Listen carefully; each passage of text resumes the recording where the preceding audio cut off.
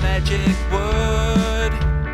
Here in the secret kindergarten, the world's best show for kids is starting. The secret kindergarten radio show. Use your ears and your imagination. We're going to play, we're having fun. The magic secret kindergarten on the Revolution radio station.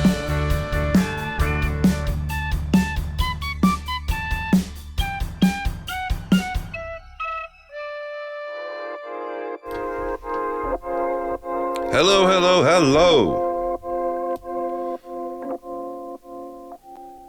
Welcome to the Secret Kindergarten. How are you kids doing out there? Today here in New Zealand, it's Sunday, the 14th of April, and today's Daily Words of Wisdom by Manly P. Hall are these. Words are like little living things, each with its own spirit. When we understand the spirit of words, we truly understand their meaning.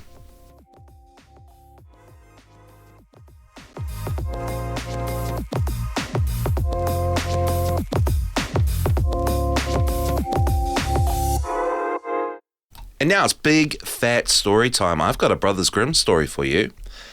And this one is going to bring us all the way to the bottom of the hour. This one is called The Golden Bird. Okay, so get comfortable. Find a nice spot on a cushion on the floor or a nice spot on the couch. And let's do this. The Golden Bird. I'm going to turn this light on so I can see what I'm doing. In the days of old, there was a king who had a beautiful pleasure garden behind his castle. And in this garden there was a tree that bore golden apples. After the apples became ripe, they were counted. But on the very next morning, one was missing. This was reported to the king, and he ordered the tree to be guarded every night. Now the king had 3 sons, and at nightfall he sent the oldest to the garden. And when midnight came, however, he could not prevent himself from sleeping, and the next morning another apple was missing. The following night, the second son had to keep watch, but he did not fare any better. When the clock struck 12, he fell asleep, and in the morning another apple was missing. Then it was the third son's turn to keep watch. He was also ready, but the king did not trust him, and thought he would do even worse than his brothers. Finally, he gave him permission.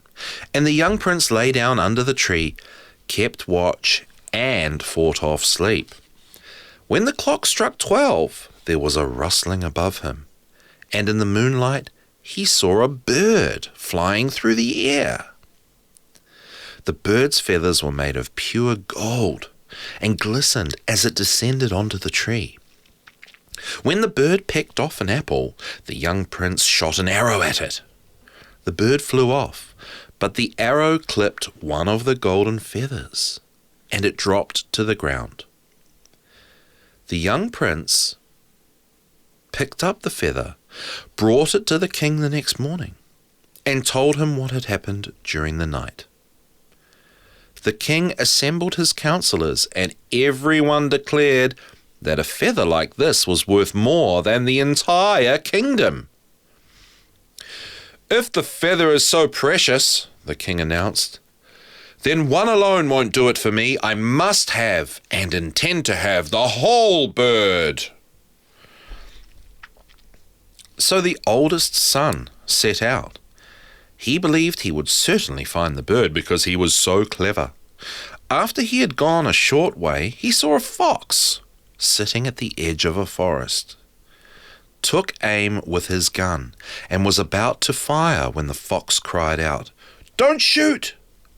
I'll give you some good advice if you hold your fire. You're on the right way to the golden bird, and tonight you'll come to a village where you'll see two inns facing each other. One will be brightly lit, with a great deal of merrymaking inside. Be sure you keep away from that place. Instead, you should go into the other inn, even though it looks dismal." "How can such a foolish beast give sensible advice?" thought the prince, and he pulled the trigger. However, his shot missed the fox, who stretched out his tail and dashed quickly into the forest. Then the prince continued his journey, and by evening he arrived at the village where the two inns were standing. In one of them there was singing and dancing, while the other appeared rather dismal and shabby. "I'd certainly be a fool," he thought, "if I were to stay at that dismal-looking inn instead of staying at this fine one here." So he went into the cheerful inn, lived to the hilt like a king, and forgot the bird, his father, and all the good lessons he had ever learned. After some time had passed, it became clear that the oldest son would not return. Therefore, the second son set out to look for the golden bird. Like the oldest son, he too met the fox, who gave him good advice that he did not heed. He came to the two inns and saw his brother at the window of the inn in which there were sounds of carousing. When his brother called out to him, he could not resist. He went inside and began living only to satisfy his lust. Some more time passed, and now the youngest prince wanted to set out and try his luck, but his father would not let him. "It's no use," the king said. "He'll have less of a chance of finding the golden bird than his brothers, and if he has a mishap, he won't know how to fend for himself. He's not the smartest person in the world." However, the prince kept insisting, and the king finally gave him permission to set out. Once again the fox was sitting at the edge of the forest, pleaded for his life, and gave good advice. Since the young prince was good-natured, he said, "Don't worry, little fox, I won't harm you." "You won't regret it," answered the fox. "Now climb on my tail, and I'll help you get there more quickly." No sooner did the prince sit down on the fox's tail than the fox began to run, and he went uphill and down dale so swiftly that the wind whistled through the prince's hair. When they came to the village, the prince got off the tail, followed the fox's good advice, and, without looking around, entered the shabbier inn. After spending a pleasant night there, he went out to the field the next morning and found the fox already sitting on the ground. "I'm going to tell you what else to do," said the fox. "If you go straight ahead, you'll eventually come to a castle. In front of this castle, there's a whole troop of soldiers lying on the ground, but don't pay any attention to them, for they'll all be snoring and sleeping. Go right through the middle of their ranks and straight into the castle.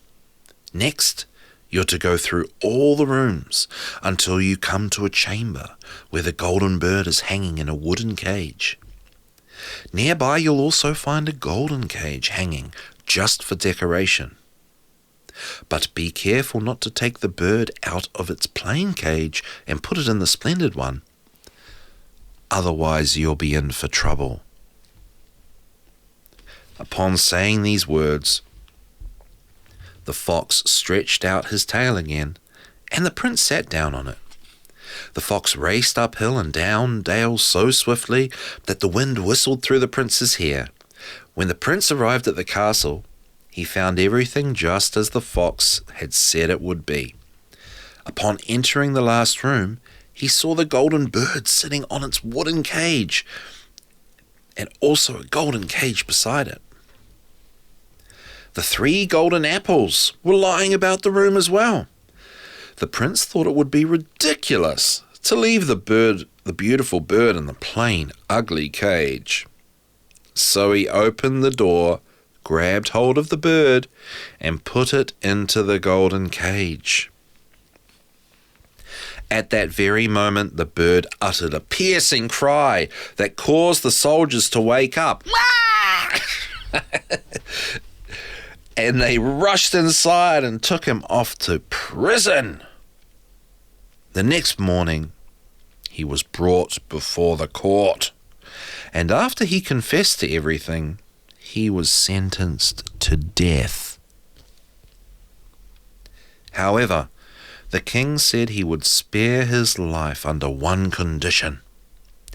The prince had to promise to bring him the golden horse that ran faster than the wind.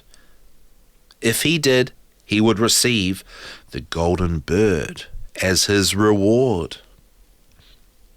The prince set out, but he sighed and grew sad, for he did not know where to find the golden horse. Suddenly he saw his old friend the fox again, sitting by the roadside. "You see," said the fox, "all this happened because you didn't listen to me. However, keep your spirits up. I'm here to assist you, and I'll tell you how to get the golden horse. First, you must go straight ahead until you come to a castle where the horse is standing in the stable. There will be grooms lying on the ground in front of the stable, but they'll be snoring and sleeping, and you'll be able to lead the golden horse out of its stall with ease. But make sure you put the plain wooden and leather saddle on the horse, and not the golden one that's hanging nearby. Otherwise, you'll be in for trouble." Then the fox stretched out its tail, and the prince sat down on it. The fox raced uphill and down dale so swiftly that the wind whistled through the prince's hair. Shortly after, everything happened as the fox said it would. The prince entered the stable where the golden horse was standing. However, when he was about to put the saddle on the horse, he thought,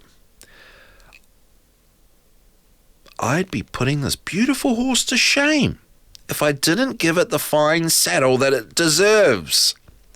Yet no sooner did the golden saddle touch the horse than it began to neigh loudly, which caused the grooms to wake up. They seized the prince and threw him into prison. The next morning, he was sentenced to death by the court.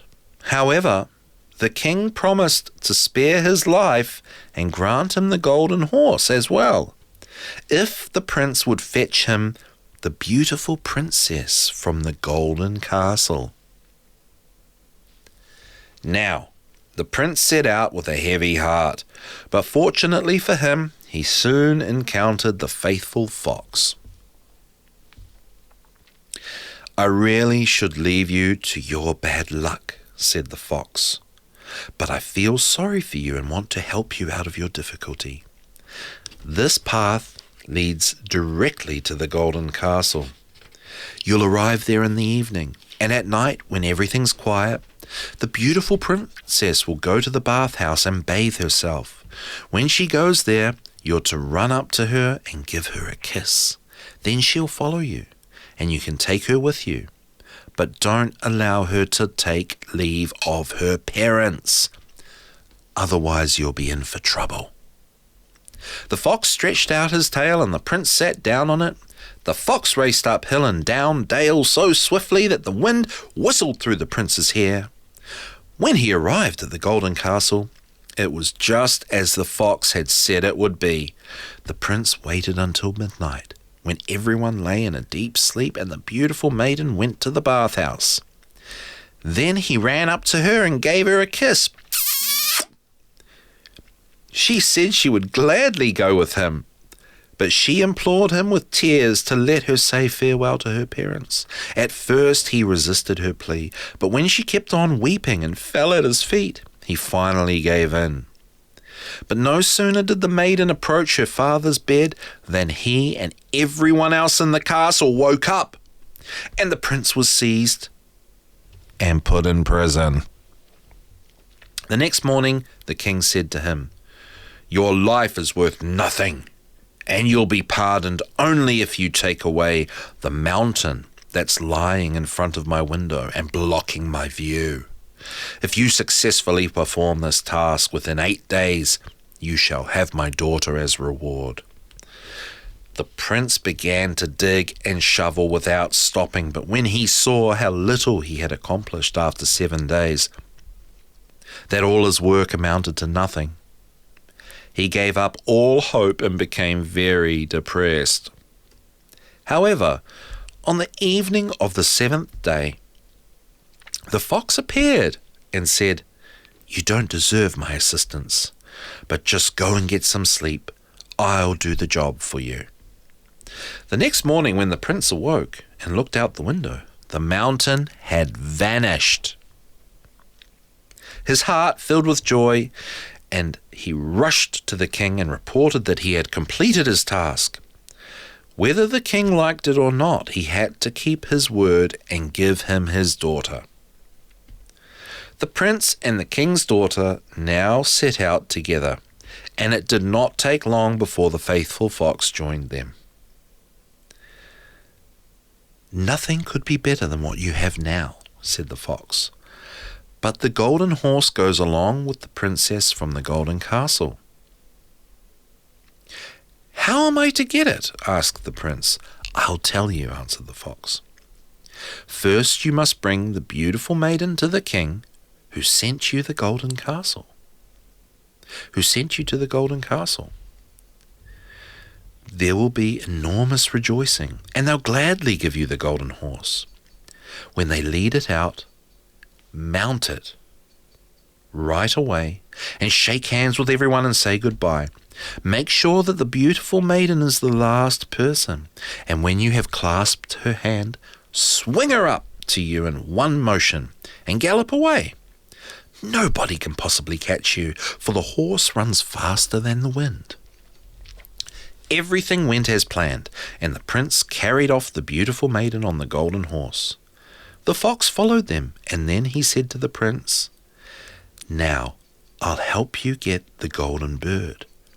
As you begin approaching the castle where the golden bird's being kept, let the maiden get down from the horse, and I'll look after her.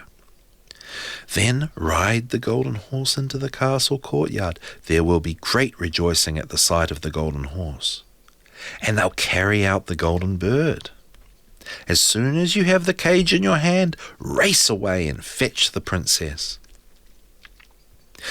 After this plan had also been successfully carried out, and the prince was about to ride home with his treasures, the fox said, "Now I want you to reward me for my help." "What would you like?" asked the prince.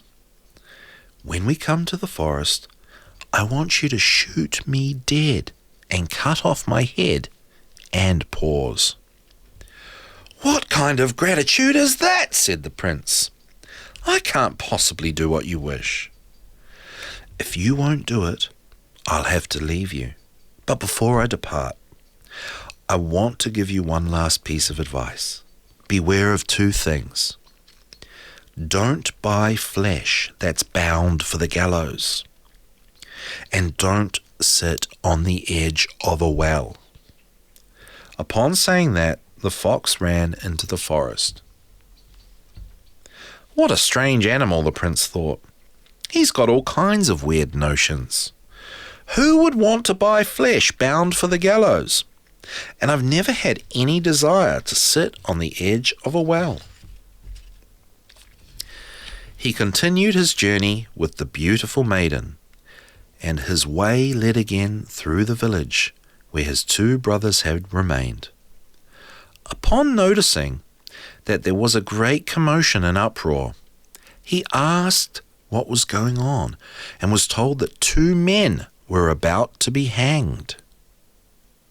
When he came closer to the scene, he saw that the men were his brothers, who had committed all sorts of terrible acts and had squandered all their possessions. He asked whether they could be pardoned in some way. "If you're willing to buy their freedom," the people answered. "But why would you want to waste your money on such evil criminals and set them free?" However, he did not think twice about it and purchased their freedom. When they were released, he continued the journey in the company of his brothers.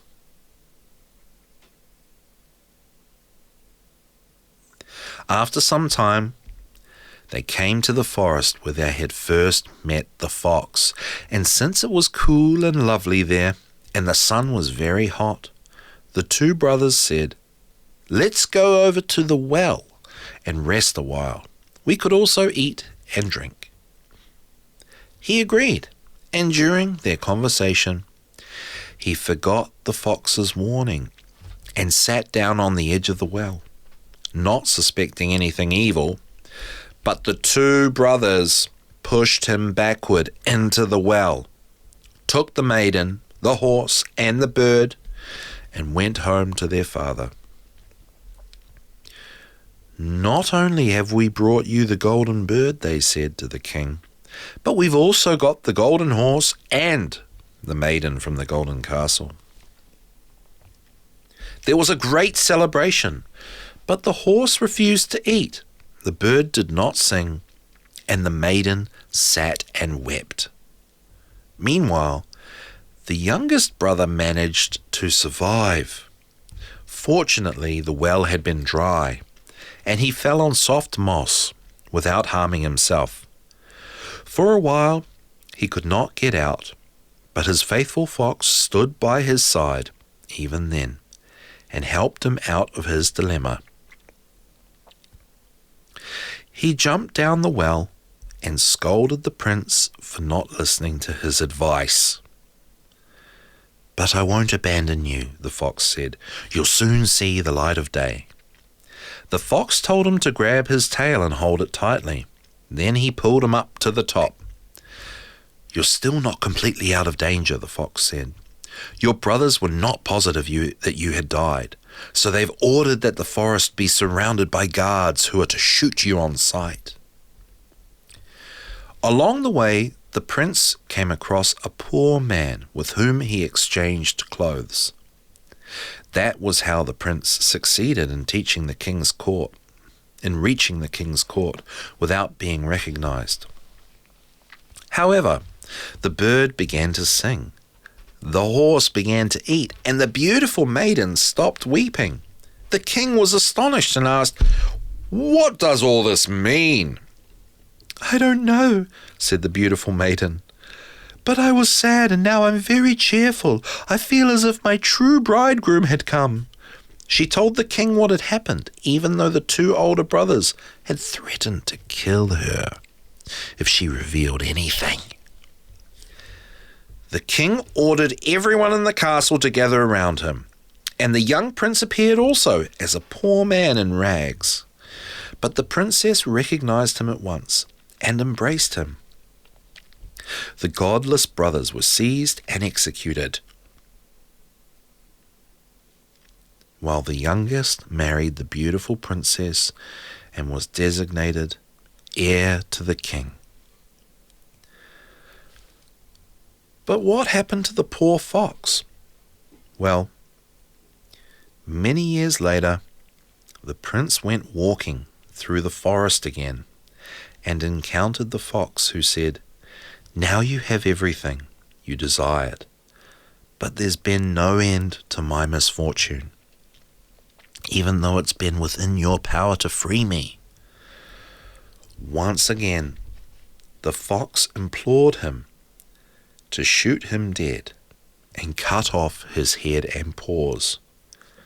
This time, the prince did it, and no sooner was it done than the fox turned into none other than the brother of the beautiful princess, who was finally released from a magic spell that had been cast over him. Now, nothing more was missing from their happiness as long as they lived.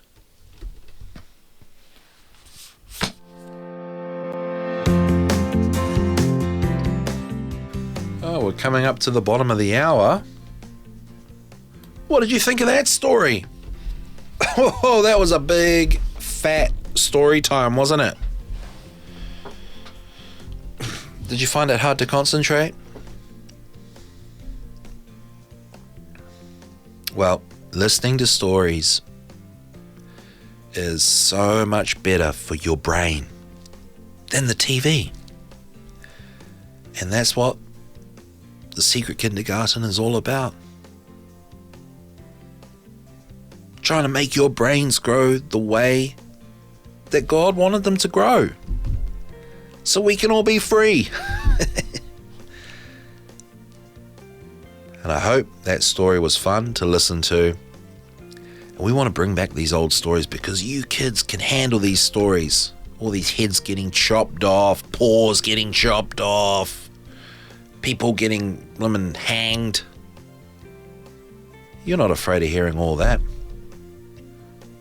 Thanks for listening to The Secret Kindergarten. I love you. Bye.